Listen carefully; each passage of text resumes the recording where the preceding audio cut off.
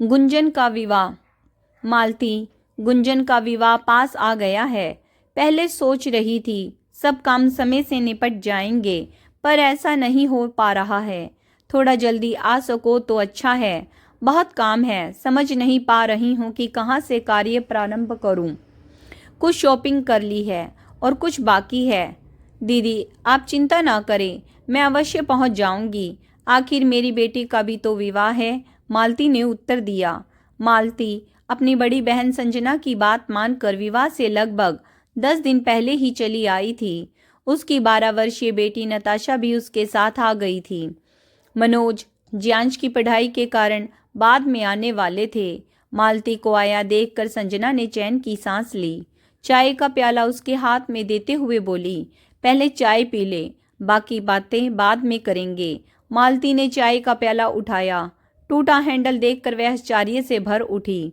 ऐसे कप में किसी को चाय देना तो दूर, वह उसे उठाकर फेंक दिया करती थी। पर इतने शानो शौकत से रहने वाली दीदी के घर भला ऐसी क्या कमी है जो उन्होंने उसे ऐसे कप में चाय दी। मन किया कि वह चाय ना पिए, पर रिश्ते की मर्यादा को ध्यान में रखते हुए चाय सिप करने लगी। पर उसकी बेटी नताशा से नहीं रहा गया। उसने कहा, मौसी, इस कप का हैंडल टूटा हुआ है। क्या? मैंने ध्यान ही नहीं दिया, सारे कप गंदे पड़े हैं। कमला भी पता नहीं कहाँ चली गई। चाय की पत्ती लाने भेजा था, 1 घंटे से ज्यादा हो गया, अभी तक नहीं आई। नौकरानियों से कप ही नहीं बचते। अभी कुछ दिन पहले ही तो खरीद कर लाई थी, दूसरा निकालूंगी तो उसका भी यही हाल होगा। वैसे भी विवाह से 4 दिन पहले होटल में शिफ्ट होना ही है। अभी तो हम लोग ही हैं, इन्हीं से काम चला लेते हैं, संजना ने सफाई देते हुए कहा। मालती ने भी कुछ नहीं कहा, चुपचाप चाय पीने लगी। नताशा खेलने चली गई और मालती संजना के साथ विवाह की तैयारियों में जुट गई। कुछ दिन बाद मोनिका भी आ गई। उसे देखते ही संजना और मालती की खुशी का ठिकाना ना रहा। दोनों एक साथ बोल उठी, अरे अचानक तुम कैसे? कोई सूचना भी नहीं दी। मैं सरप्राइज देना चाहती थी। मुझे पता चला कि तुम दोनों अभी एक साथ हो तो मुझसे रहा नहीं गया। मैंने सागर से कहा कि आदित्य की परीक्षा की सारी तैयारी करा दी है, आप बाद में आ जाना, मैं जा रही हूँ। कम से कम हम तीनों बहनें गुंजन के विवाह के बहाने ही कुछ दिनों साथ रह लेंगी। बहुत अच्छा किया, हम दोनों तुम्हें ही याद कर रहे थे। कमला, 3 कप चाय बना देना, और हाँ, नए कप में लाना, संजना ने नौकरानी को आवाज लगाते हुए कहा। और फिर मोनिका की और मुखातिब होकर बोली, अगर पहले सूचना दी होती तो गाड़ी भिजवा देती। संजना दीदी की बात सुनकर मालती के मन में कुछ दरक गया। नन्ही नताशा के तो कान खड़े हो गए। मोनिका के आते ही दूसरे कप निकालने के आदेश के साथ गाड़ी भिजवाने की बात ने उसके शांत मन में हलचल पैदा कर दी। जब वह आई थी तब तो दीदी को पता था, फिर भी उन्होंने किसी को नहीं भेजा। वह स्वयं ही ऑटो करके घर तक पहुंची थी। बात साधारण थी, पर मालती को ऐसा महसूस हो रहा था कि अनचाही ही संजना दीदी ने उसकी हैसियत का एहसास करा दिया है। वह पिछले 8 दिनों से वह उसी टूटे कप में चाय पीती रही थी, पर मोनिका के आते ही दूसरे कप निकलवाने के आदेश के साथ गाड़ी भिजवाने की बात को वह पचा नहीं पा रही थी। मन कर रहा था कि वह वहां से उठ कर चली जाए, पर ना जाने की किस मजबूरी के कारण उसके शरीर ने उसके मन की बात मानने से इनकार कर दिया। मालती तीनों बहनों में छोटी है। संजना और मोनिका के विवाह संपन्न परिवारों में हुए थे, पर पिताजी की मृत्यु के बाद घर की स्थिति दयनीय हो गई। भाई ने अपनी हैसियत के अनुसार घर वर ढूंढा और विवाह कर दिया। मनोज की नौकरी उसके जीजाजी की तुलना में कम थी, संपत्ति भी उनके बराबर नहीं थी, पर वह अत्यंत परिश्रमी और सुलझे हुए व स्वभाव के बहुत अच्छे इंसान हैं। उन्होंने उसे कभी किसी कमी का एहसास नहीं होने दिया था। और मालती भी अपने छोटे से घर को बहुत सुरुचिपूर्ण ढंग से सजा कर रखती थी। स्वयं काम करने के कारण उसके घर में कहीं भी गंदगी का नामो निशान नहीं रहता था, और ना ही टूटे फूटे बर्तनों का जमावाड़ा। यह बात अलग है कि ऐसे ही पारिवारिक आयोजनों से उसे चाहे अनचाहे उसकी हैसियत का एहसास करा जाते हैं। पर अपनी सगी बहन को अपने साथ ऐसा व्यवहार करते देखकर वह स्तब्ध रह गई। क्या अब नया सेट खराब नहीं होगा? हमेशा की तरह इस बार भी संजना व मोनिका गप मारने लग जाती और मालती काम में लगी रहती थी। अगर वह स्वयं निकाल कर उनके पास बैठती तो थोड़ी ही देर बाद कोई काम आने पर उसे ही उठना पड़ता था। पहले वह इन बातों पर इतना ध्यान नहीं दिया करती थी। पर इस बार उसे काम में लगा देखकर एक दिन उसकी बेटी नताशा ने कहा, मम्मा, दोनों मौसियां बातें करती रहती हैं और आप काम में लगी रहती हो, मुझे अच्छा नहीं लगता। बेटा, वे दोनों बड़ी हैं, मुझे उनका काम करने से खुशी मिलती है। नताशा की बात सुनकर वह चौंकी, पर संतुलित उत्तर दिया। उसने उत्तर तो दे दिया, पर नताशा की बातें चाहे अनचाहे उसके दिमाग में गूंजने लगीं। पहले भी इस तरह की बातें उसके मन में उठा करती थी, पर यह सोचकर अपनी आवाज दबा दिया करती थी कि आखिर वे उसकी बड़ी बहनें हैं। अगर वे उससे कोई काम करने के लिए कहती हैं तो इसमें क्या बुराई क्या है। पर इस बार बात कुछ और ही थी, जो उसे बार बार चुभ रही थी। ना चाहते हुए भी दीदी का मोनिका के आते ही नए कप में चाय लाने व गाड़ी भेजने का आग्रह उसके दिल और दिमाग में हथौड़े मारने लगता। जब जब ऐसा होता वह यह सोचकर मन को समझाने का प्रयत्न करती कि हो सकता है वह सब दीदी से अनजाने में हुआ हो, उनका वह मंशा ना हो जो वह सोच रही थी। आखिर वह उनकी छोटी बहन है, वह उसके साथ भेदभाव क्यों करेंगी। सच तो यह है कि दीदी का उस पर अत्यंत ही विश्वास है, तभी तो अपनी सहायता के लिए दीदी ने उसे ही बुलाया। उनका उसके बिना कोई काम नहीं हो पाता है, चाहे वह दुल्हन की ड्रेस की पैकिंग हो या बक्से को अरेंज करना हो, चाहे मिठाई के डब्बे रखने की व्यवस्था करनी हो, और तो और विवाह के समय काम आने वाली सारी सामग्री की जिम्मेदारी भी उसी पर थी। गुंजन भी अक्सर उससे ही आकर सलाह लेते हुए पूछती, मौसी, इस ड्रेस के साथ कौन सी ज्वेलरी पहनूंगी, या ये चूड़ियां पर्स और सैंडल मैच कर रही हैं या नहीं। विवाह की लगभग आधे से अधिक शॉपिंग तो गुंजन ने उसके साथ ही जाकर की थी।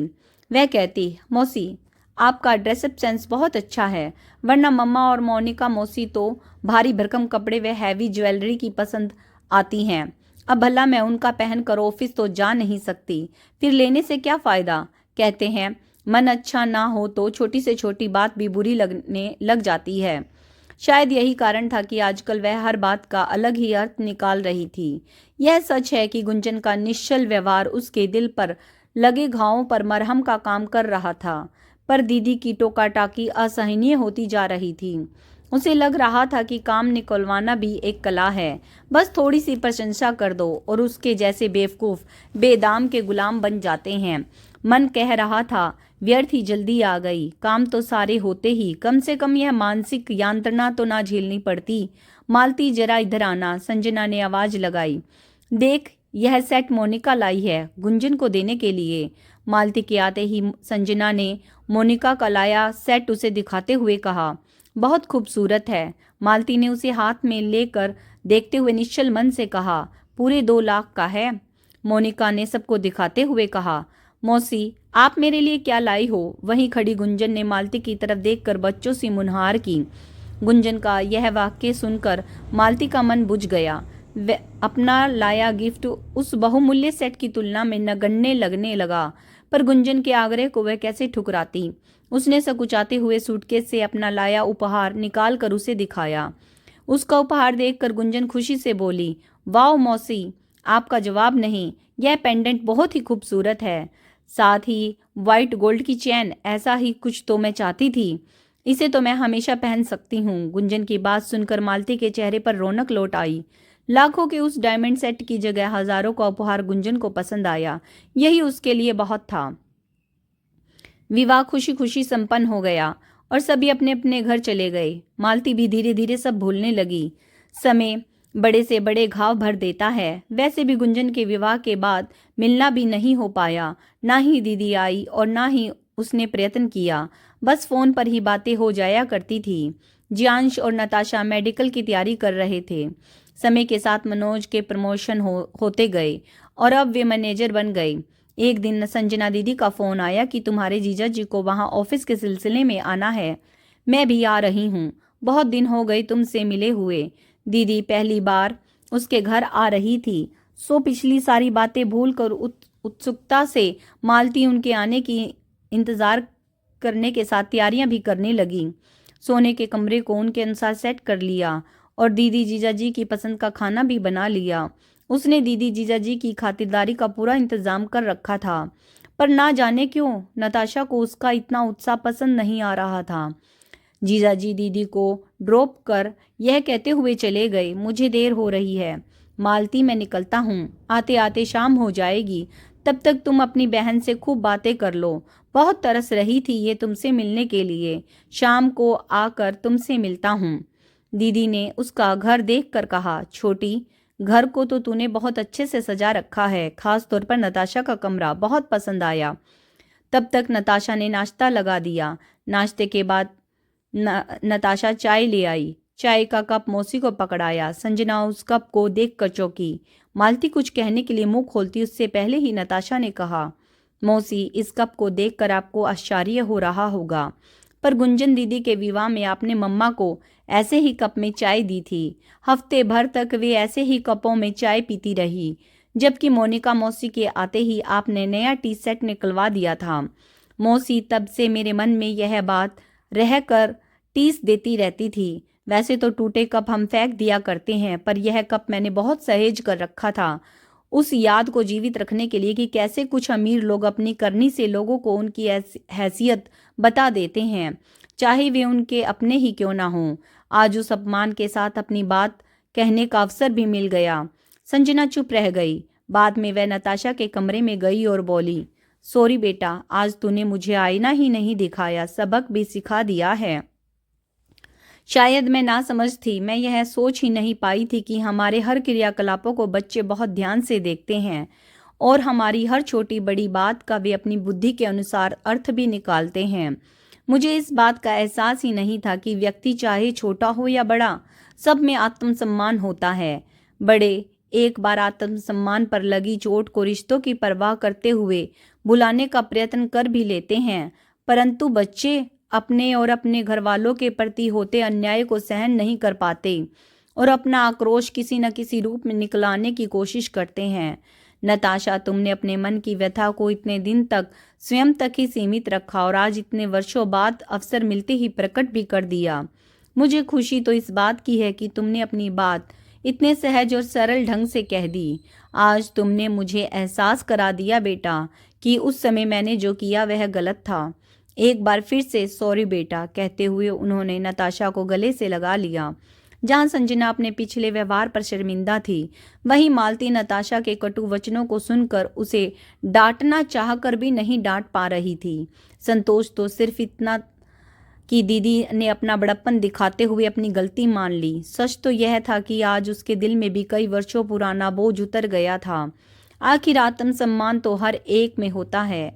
उस पर लगी चोट व्यक्ति के दिन का चैन और रात की नींद चुरा लेती है। शायद उसकी बेटी के साथ भी ऐसा ही हुआ था।